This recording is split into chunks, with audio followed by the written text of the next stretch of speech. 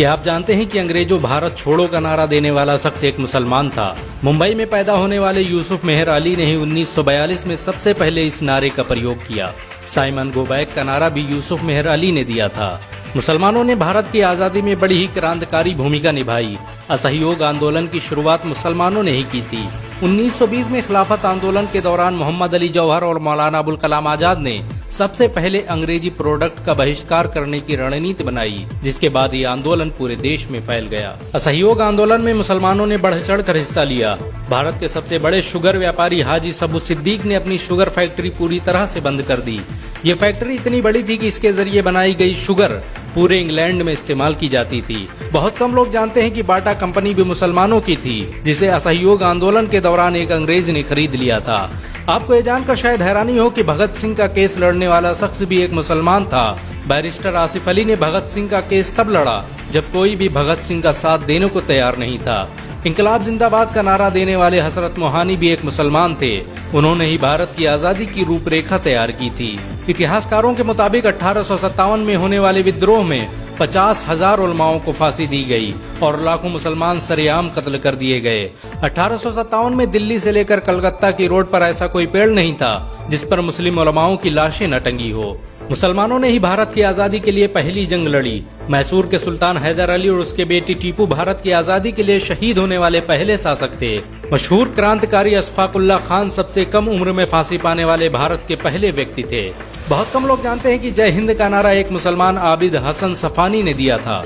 ये नारा आज भी भारतीय सेना और शासकीय प्रणाली में सम्मान स्वरूप इस्तेमाल किया जाता है। तिरंगे का निर्माण करने वाली सुरैया तैयब जी भी एक मुसलमान थी। उन्होंने ही भारत के राष्ट्रीय ध्वज को वर्तमान रूप दिया था। कानपुर में पैदा होने वाले अजीमुल्लाह खान ने ही मादरे वतन भारत की जय का नारा दिया था, जिसमें बाद में कुछ सांप्रदायिक लोगों ने माता शब्द को जोड़ दिया। आपको ये जानकर शायद हैरानी हो कि भारत का पहला राष्ट्रीय गीत अजीमुल्लाह खान ने ही लिखा था। बहुत कम लोग जानते हैं कि मौलाना कासिम नानोतवी ने दारुल उलूम देवबंद की स्थापना अंग्रेजों को भारत से निकालने के लिए की थी। इस मदरसे का मकसद देश में ऐसे नौजवानों को पैदा करना था जो भारत की आजादी में योगदान दे सकें। रेशमी रुमाल आंदोलन की शुरुआत करने वाले मौलाना महमूदुल हसन और मौलाना उबैदुल्ला सिंधी दारुल उलूम देवबंद के ही छात्र थे। मौलाना उबैदुल्ला सिंधी ने सुभाष चंद्र बोस के साथ मिलकर भारत की पहली अस्थायी सरकार की स्थापना की थी और वह भारत के पहले गृह मंत्री भी थे। आपको ये जानकर शायद हैरानी हो कि मौलाना महमूदुल हसन ने ही 1920 में गांधी को महात्मा का लक़ब दिया था। उनका ये नाम इतना मशहूर हुआ कि पूरी दुनिया में गांधी महात्मा गांधी के नाम से जाने जाने लगे।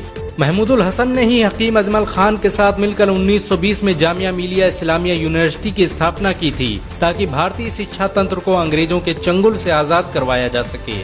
आपको ये जानकर शायद हैरानी हो कि काला पानी जैसी दर्दनाक सजाओं को पाने वाले 90% से अधिक लोग मुसलमान थे। अंडमान निकोबार में आज भी सबसे ज्यादा कब्रें मुसलमानों की हैं। मुसलमानों के अलावा दूसरे लोगों ने काला पानी से बचने के लिए न सिर्फ माफीनामे लिखे बल्कि अंग्रेजों की मुखबिरी भी की। मुसलमानों ने ही अंग्रेजों के खिलाफ सबसे पहले हथियार उठाए। 1772 में शाह अब्दुल अजीज ने अंग्रेजों के खिलाफ फतवा देते हुए ऐलान किया कि अंग्रेजों की गुलामी हराम है और हर मुसलमान पर फर्ज है कि वो अपने मुल्क और देश की आजादी के लिए खुद को कुर्बान कर दे। 1857 में होने वाले विद्रोह की प्लानिंग एक मुसलमान मौलवी अहमदुल्ला शाह ने की थी। वो भारत के अकेले इंसान थे जिन पर अंग्रेजों ने 50,000 रुपए का इनाम रखा था। ये रकम इतनी बड़ी थी कि राजा जगन्नाथ ने पैसों की लालच में आकर अहमदुल्ला शाह की मुखबरी कर दी और अंग्रेजों ने उन्हें शहीद कर दिया।